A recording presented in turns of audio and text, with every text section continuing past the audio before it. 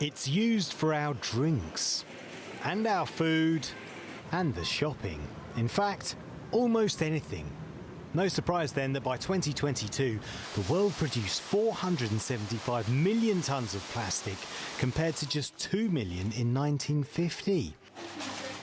It's strong, flexible, waterproof, and it lasts. But that's also the problem. It doesn't go away easily, quickly, or safely, whether that's on land or in the oceans.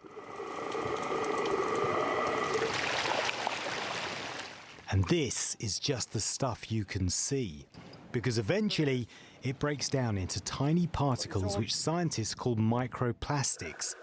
And they end up inside marine life like fish, which isn't good for the fish or us. We find plastics everywhere we look, from the deepest ocean trenches up to the Himalaya mountain.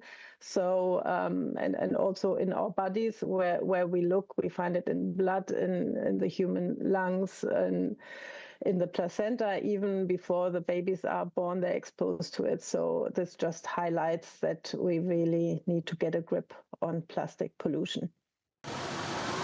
The problem is, after 3 years and 6 meetings, the world still can't agree on how to get a grip on the problem, even after staying up all night in Geneva. There's a few countries, Saudi Arabia, Russia, the United States, that have just been unwilling to negotiate in good faith in this space, in these final hours. And as long as they continue to hold their lines as they have from Paris and show an unwillingness for us to actually negotiate, we cannot solve this problem, and the world cannot afford to let them hold us up. They argue managing pollution, not stopping production, is the way forward. But environmentalists say that's only half the solution, because 60% of plastic is single-use.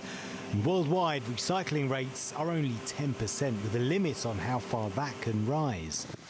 But with no agreement on a unified way forward, plastic continues to damage our health and our planet. Hawkins, TRT World.